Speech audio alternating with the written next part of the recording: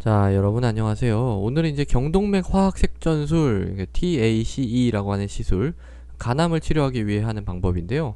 요걸 하고 나서 생긴 합병증 중에서 폐색전증이라고 하는 거에 대해서 잠깐 설명을 드릴게요. 사실 이게 이제 현재는 드문데요. 옛날에는 굉장히 많았습니다. 이게 지금 왜 자꾸 이 TACE라고 하는 이 치료 방법에 대해서 자꾸 얘기를 드리냐면, 이게 현재 이제 간암의 치료 중에서 제일 많이 하고 있는 치료예요, 사실은. 간암의 치료를 하는 중에요, 한 70%가 다 이거예요. TACE입니다. 제가 이제 간암의 치료에 대해서 쭉 설명을 드렸을 때, 제일 이제 좋은 치료다라고 할 만한 건 수술하고요. 간 이식이라고 이제 여러 번 설명을 드렸죠. 이건 절제를 해내는 거니까. 간 이식은 이제 아예 간을 드러내고 다른 간을, 새 간을 넣는 거니까. 이런 게 이제 제일 좋습니다. 제일 좋지만, 이게 간 이식 같은 경우에는 뭐 하고 싶어도 공여자가 없으면 못 하는 거죠. 그 수술 같은 경우에도 이게 간 기능이 나쁘면 할 수가 없어요. 어느 정도 간을 좀 절제를 해도 남은 간 갖고 잘 생존할 가능성이 있을 때 하는 거지, 이 간 기능이 나쁘면 할 수가 없고, 또 위치가 나빠도 할 수가 없고요.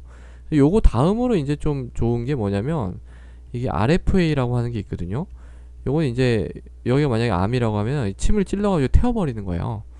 침을 찔러가지고 쭉 해가지고 태워버리는 거거든요. 이것도 이제 제가 다른 영상에 설명을 좀 자세히 드렸는데, 이것도 좋습니다. 좀 얘 같은 경우에도 이거 할 수 있는 곳이 있고 못하는 데가 있어요. 이게 이제 위치를 잘 잡아서 해야 되는데, 그 위치를 못 잡는 상황이 꽤 많습니다. 그렇기 때문에 이것도 뭐 여러 개 있으면 다 할 수는 없는 거고요. 그래서 이런 것들이 좀 많이 시행이 됐으면 좋겠는데, 현실적으로는 요렇게 잘 뭐 치료가 할 수 있는 이런 모달리티들, 이걸 갖다가 아주 많이는 사용을 할 수 없는 그런 실정입니다. 그렇기 때문에 조금 우리가 그래도 그나마 효과를 볼 수 있는 입증된 치료로서 이 경동맥 화학 색전술을 많이 합니다. 그래서 이제 보통 우리가 뭐 간암 같은 걸 보는 그런 어떤 전공의 선생님들이 제일 많이 하는 일이 이 TAC 오더를 내고 또 요 환자 관리를 하고 이런 일들을 가장 많이 합니다, 사실은. 그래서 이거에 대해서 좀 자세히 알고 있을 필요가 있는데요. 근데 오늘은 뭐 그런 원리라든가 이런 거라기보다는 이거 합병증 중에서 좀 드물지만 치명적인 그런 합병증인 폐색전증에 대해서 잠깐 말씀을 드리려고 해요. 사실 이 치료 방법이 제일 처음에 우리나라에 들어온 거는 88년도, 87년인가? 어쨌든 뭐 요 정도 됩니다. 굉장히 오래전이에요.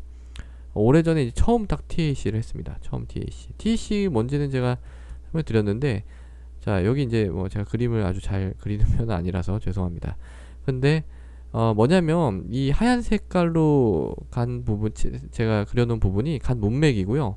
좀 빨간 색깔로 해놓은, 그러니까 여기가 간 동맥이에요. 근데 여기가 이제 간암이라고 하면, 간암은 이 문맥보다는 이 간 동맥 빨간색에 의해서 더 많이 어, 혈류를 공급을 받아요.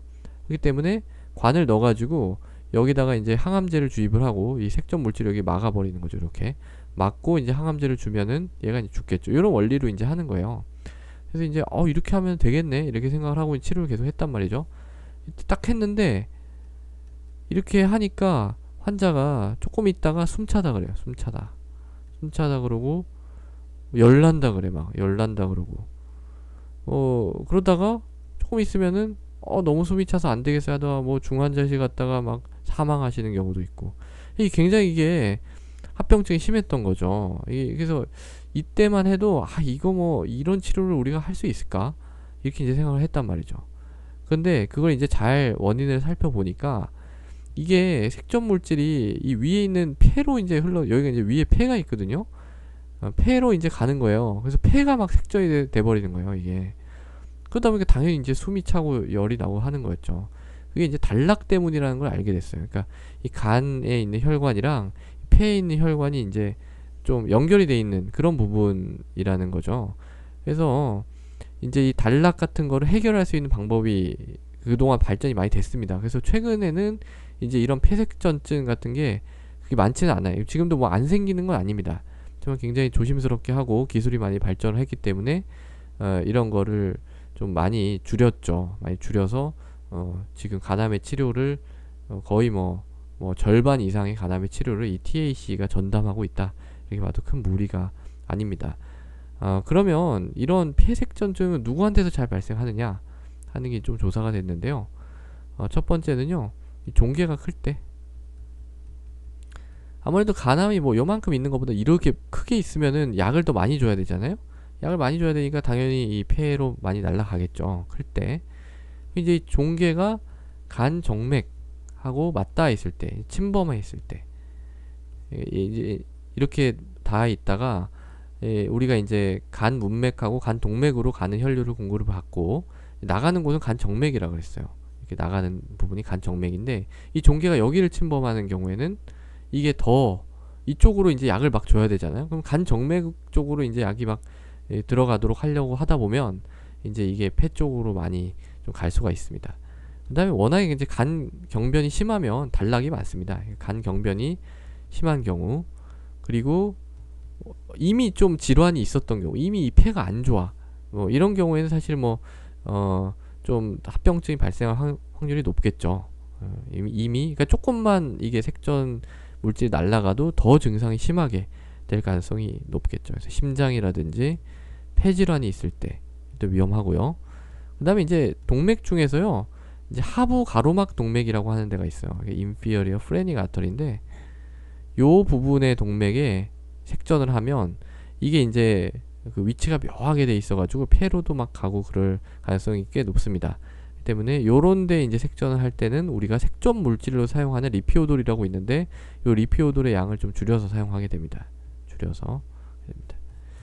자, 그래서 사실은 이제 이 폐색전증 하면 옛날 합병증이라고 많이 얘기를 해요. 옛날에 많이 생겼다가 최근에 많이 없어졌기 때문에. 그래도 한번 생기면 좀 치명적이기 때문에 우리가 꼭 알고 있어야 됩니다.